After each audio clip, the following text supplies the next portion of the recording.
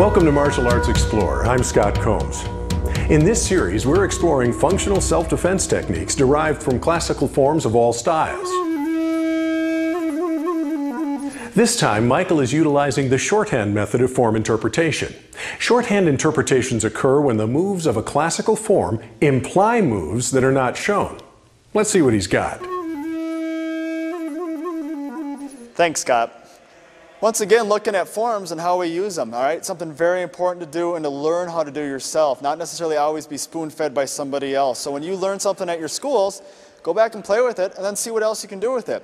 We're going to look at a little bit of an idea here. In a lot of styles of martial arts, you see a move that reaches across your body in this respect, one way or another, even all the way into a double punch. This is all basically the same idea. And we use this move in one of our forms called Nahanchi Shodan. From my hands to my side, I reach out and I twist over, all right? From there I move in and turn back around. I'm going to use this a little bit of a shorthand. Shorthand meaning it just gives me an idea. It's there to remind me of something else. Something that's very important when you start to look at your own interpretations. They don't always have to be full-blown, exactly move per move what you're doing. A reminder is just a way of teaching yourself that you can use this in self-defense. So I see this, and it's going to remind me of 4 different things I can do, or one thing that's closely related, all right? You can do that all on your own, and just be loose. Don't get hung up that has to be an exact interpretation of what you're doing. Tom's going to help me with this particular move. Remember, all we're doing is start from a chamber. We're just going to reach across our body. Tom comes in. He's once again looking for this push, because remember, we like to go on a first touch self-defense basis. When he comes in with his first touch, I'm worried about this backhand. If he's going to grab me and punch me, or if he's going to push me, this is the beginning of the fight, and that's very important. I want to react here. I do not have to wait until he punches me in the face before I can do something. So as he comes in, I'm going to start with a slap parry. Now, it's called a brush pass, a hand pass. You see lots of different terms for this. Basically, I'm working an inside counter, my backhand coming from underneath, crossing over, and pulling. All right. Most styles of martial arts have something similar to this. Use your own variation is fine. Reach across, slap parry, start to pull. My move comes out to the side this way. As I pull across, here's my first hand. My second hand is now going to wrap from the back. So I'm not punching this way. I'm pulling from the back side, but I am striking. This hand is going to come in, and I'm going to strike in the back of the head. I can get gallbladder points, triple warmer points, reaching across and hitting. I want to bring him in and start to lock in my body. I like to use the triple warmer 17 points in here and squeeze up. All right, you see his body react. He knows it's there. It hurts. So not only do I get a strike, but I get a rub, and I hold him in. I get the body moving this way, and then I just start to turn back in on it. And he starts to fall so quickly I can barely hold him up because his body's twisted out of position. He's off balance. Well, I am very stable. All right, I'm in a nice horse stance. I'm pulling it tight. I turn my hips while keeping my hand locked to my chest, and that does most of the throw for me. Once again, some sort of hand pass, slap parry, pull, wrap around to here. Now there's lots of points to use. I talked about using this triple warmer 17 point up in here. Some people after a strike will like to come in and they'll pull into a stomach 9 position. And here you might get a collarbone grab. You might just get a chin. You might get eye sockets. You might get ears, all right? That's up to you. Be open to different ideas and what works. If you can't find a triple warmer 17, don't worry about using an exact point. Just grab on, and that's fine too. We're going to do it a little bit quicker now. He's going to reach in and grab, smack, pull, twist, and bring him down and across. All right. Now you see how that's shorthand too? I'm not doing an exact motion. If I turn and I do this punch, I don't really have all of this in the takedown, all right?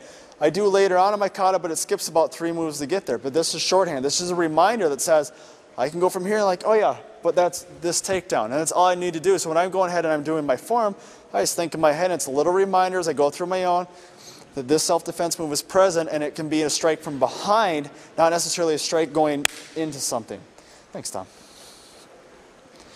That's very important to remember. Interpretations do not have to be exact. It's easy to get hung up on an idea that, no, I was shown this is a block and this is a punch. That doesn't always have to be the case.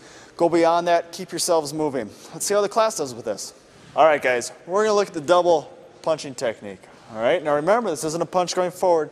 It's a wrapping technique, and then you're going to twist them back around. I'm working with Tom. He's coming in here. I work at slap parry, that brush pass. All right, this hand here has got to pull down and in. If I get this 45-degree pull, look what it does to him. His head dips and he starts to come past me, which is very important because I got to be able to reach. Club him with this arm, all right? It's a ridge hand, it's an arm strike, you're hitting back of the head. All right. Pull them in, pull them to your center. If you get them off at your side, this becomes much harder to do. Get them to the center line, all right, lock in. Then you've got pressure points on the side, triple stomach 17. All right, you can reach up under stomach 5. You can hook back into stomach 9, all right? Just grab onto something, even the hair or the ears, it's all gonna work. Get him to your center. Move him past, he starts to get past and off balance this way. I haven't really moved much, I'm just in a front stance. I start to turn back, and once he's off balance, he's just gonna tip over. You can follow with the other hand if you need it, but most of the time, once he's off balance this way and I bring him back, he's gonna drop before I even get a chance to hit him. All right, go ahead, guys.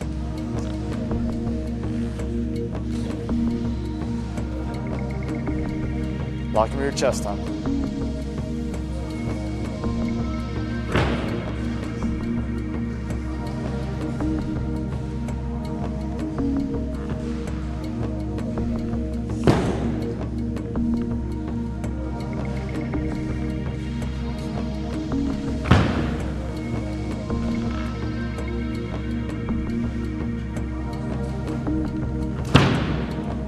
I think I want you guys to watch a little bit, both of you. As you come in as your own body position. If Polly's reaching in here, so that parry. Pull. When I'm in here and I'm grabbing on, I don't want to be down here, all right?